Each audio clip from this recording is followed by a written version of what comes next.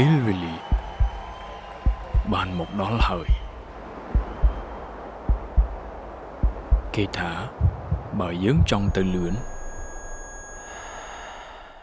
យើងទៅម្នាក់ឯង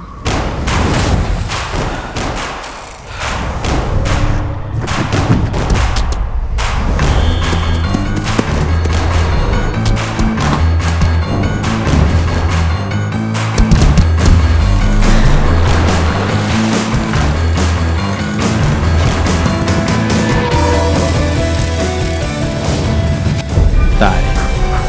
យើងអាចនឹងទៅមិនដល់គោលដៅជ័យជំនះឡើយ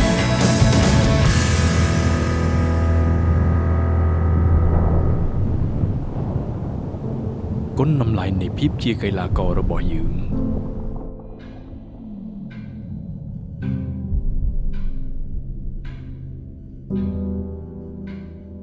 មោទនភាពរបស់យើងបានមកពីសាមគ្គីភាពការយល់ពីគ្នាទៅវិញទៅមក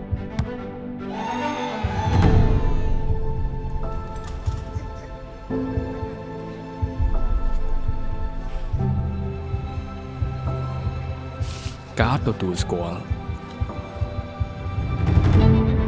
ការគោរពការស្រឡាញ់រាប់អានការរៀនសូត្រពីគ្នាទៅវិញទៅមក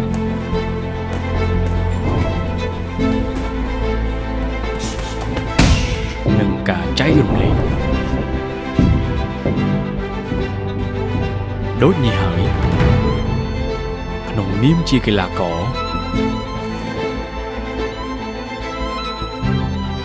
យើងចង់ធ្វើជាគំរូ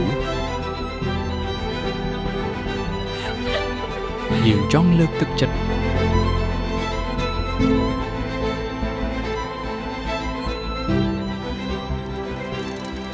និងផ្ដល់ឱកាសដល់មនុស្សគ្រប់គ្នាដោយដែលបងប្អូនខ្មែរទាំងអស់គ្នាផ្ដល់ឱកាសឲ្យពួកយើងផ្ដល់កិត្តិយសឲ្យពួកយើងផ្ដល់កម្លាំងចិត្តឲ្យពួកយើងគ្រប់ការប្រកួតគ្រប់វិនាទីអ្វីគ្រប់យ៉ាងដែលបានជំរុញពួកយើងឲ្យមកដល់ទីនេះ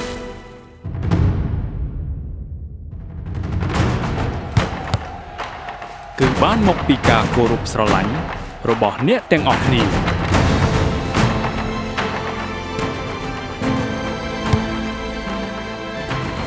ប្រជាជាតិខ្មែរតែមួយពេលវេលាបានមកដល់ហើយ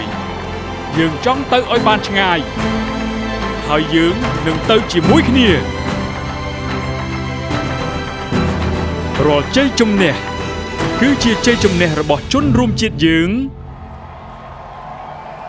ទាំងអស់គ្នា